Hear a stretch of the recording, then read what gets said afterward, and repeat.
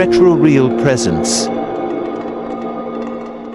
Legends tell of a time when a sinister force brought fear and ruin to a quiet Tennessee family. The Bell Witch haunting of the early 19th century is one of America's most infamous paranormal mysteries, shrouded in fear, superstition, and unanswered questions. The haunting of the Bell family has fascinated and terrified people for over 200 years, inspiring movies, books, and countless retellings.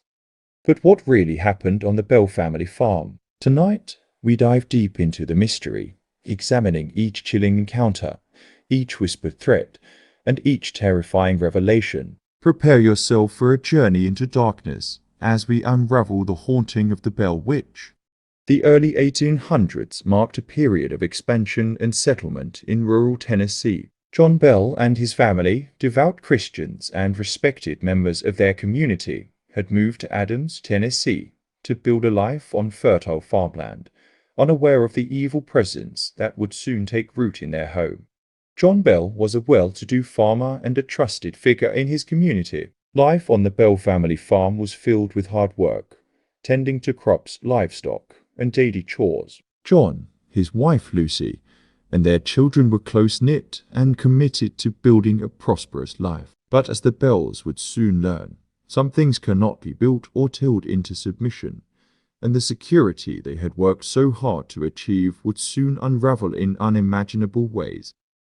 The surrounding forests of the Bell property had long been steeped in local lore. Whispers of strange occurrences, a mysterious creature seen lurking in the woods, odd sounds carried by the wind, and eerie shadows at dusk had been common even before the Bells moved in. Some locals warned that the land was cursed, but the Bells, practical and God-fearing, dismissed these tales as nothing more than superstition. But sometimes ignoring a warning is the most dangerous thing one can do.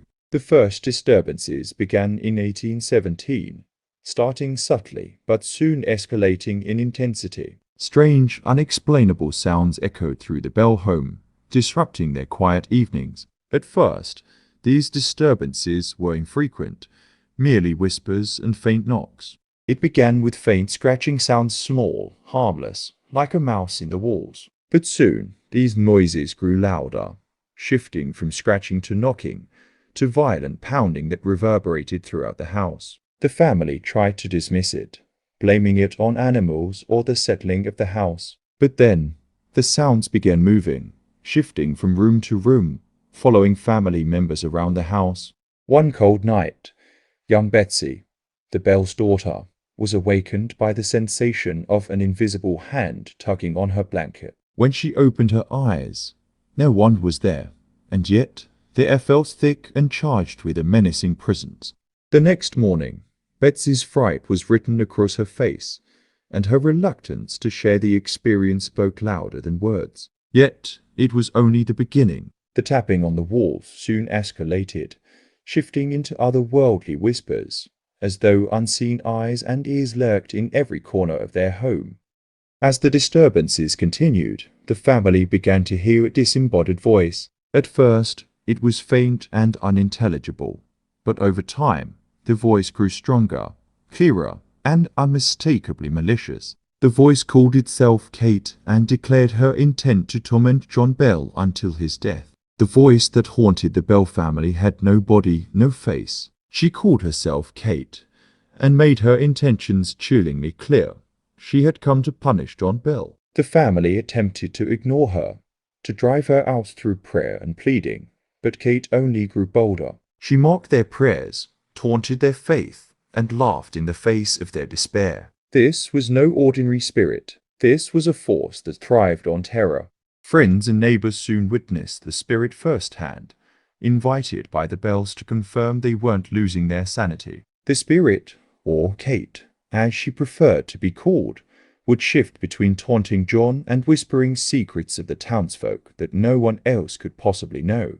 Over time, she developed a terrifying knack for predicting events, often speaking of deaths or accidents with eerie accuracy. As her presence strengthened, so too did her hold over the Bell family and their community. Betsy Bell bore the brunt of the witch's wrath. Betsy's nights turned into waking nightmares. She would be scratched, slapped, and pulled from her bed by invisible hands. Her cries for help filled the Bell household, as family and friends could only watch helplessly. Her body bore bruises, welts, and scars that no earthly force could have caused. The torment broke her spirit, leaving her pale, trembling, and isolated. Kate seemed to relish her suffering, focusing on the young girl with an almost obsessive hatred. Betsy's suffering extended beyond the physical. She became haunted by visions, apparitions that would appear to her alone. On more than one occasion, she claimed to see shadowy figures outside her window at night, watching her with intent, dark eyes. Her relationship with her betrothed, Joshua Gardner, the fiancé of Betsy Bell, also soured as the spirit manipulated and tormented Betsy's mind, whispering poison into her thoughts. Eventually, Betsy broke off the engagement under the relentless pressure of the Bell Witch's torment, a sacrifice to the power that controlled her life. As word of the Bell Witch spread, more visitors came to witness the haunting for themselves. Some claimed the witch could read minds, answering questions before they were even asked. The Bell Witch became a source of gossip, curiosity, and fear in the community.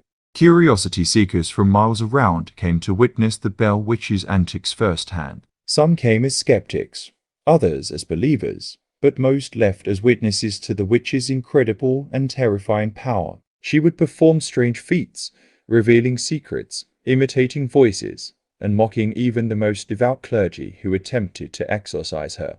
General Andrew Jackson himself, intrigued by the tales, paid a visit to the Bell farm with a small entourage. When his carriage mysteriously stopped in its tracks near the farm, Jackson reportedly declared, mentioned by a period journalist and humorist in his novel, "By the Eternal, I'd rather face the entire British army than spend another night with the Bell Witch." Despite Jackson's skepticism, he left convinced, and the Bell Witch's fame spread further still.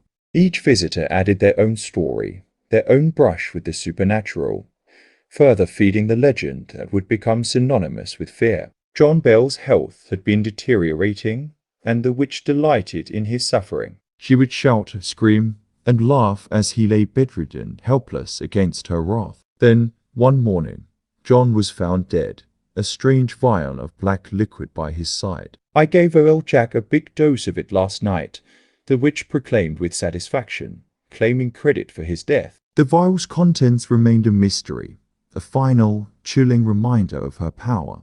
The family tried to test the liquid by giving a drop to a stray cat. The animal died almost immediately, confirming the liquid's deadly nature. John Bell's death certificate listed no official cause, but those close to the family knew the truth. The Bell Witch had claimed her victim. With John Bell's death, the witch's torment lessened, as if she had finally been appeased. But her shadow lingered, and the Bell family would never fully recover from the scars left by her haunting. And so, the Bell Witch disappeared as mysteriously as she had arrived, leaving behind a legacy of fear and unanswered questions. Over the years, the legend has been retold, inspiring movies like An American Haunting in 2005, starring Donald Sutherland and Sissy Spacek, which brings the tale to life with terrifying intensity.